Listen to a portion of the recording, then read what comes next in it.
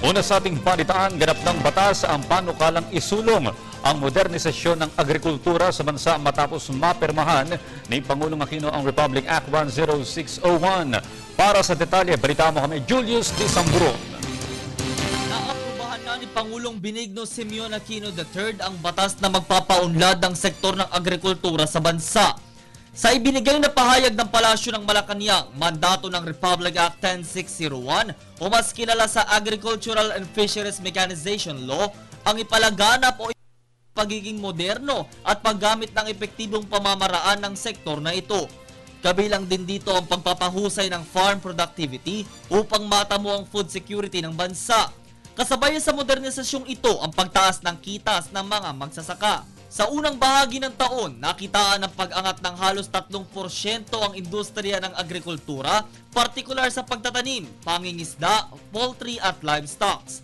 Ayon sa mga datos ng Department of Agriculture at ng Bureau of Agricultural Statistics, nasa 44% ang naitalang agricultural production at dalawa dito ang pagkakaani ng mahigit 4 na milyong metriko toneladang palay at 2 milyong metriko toneladang mais.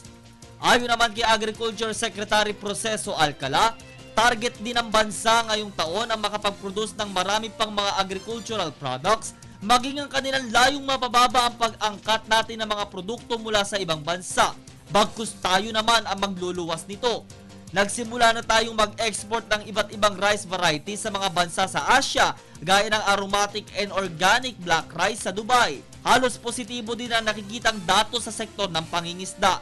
Ito din ang nakikitang dahilan ng kagawaran para maglunsad ng 5-year National Agri-Fisheries Program. Dahil isa tayong archipelago, hangad nila ang palakasin pa ang fisheries production, processing at marketing nito sa bansa. Sa naaprubahang batas, makikipagtulungan din ang mga lokal na pamahalaan sa pamamagitan ng pagpapalabas ng mga ordinansa para makatulong na paunlarin ng agricultural sector. Isa din sa kanilang ipatutupad ang pangangalaga sa kalikasan at likas na yaman ng bansa. Ipakikilala din nila ang paggamit ng renewable energy gaya ng solar, hydro o kaya ng wind at iba pang maaaring pagkuhanan ng enerhiya sa ating mga kabukiran. Makikita na patuloy ang ginagawang hakbangin ng pamahalaan para mapaunlad at mapalakas ang agrikultura sa bansa at ang mapangalagaan ng mga magsasakang kumakayo dito. Ika nga sa isang kanta, magtanim ay di biro dahil sa pagtatrabahong maghapong nakatayo. Ako si Julius D. Sambron, nag-uulat para sa Telebisyon ng Bayan.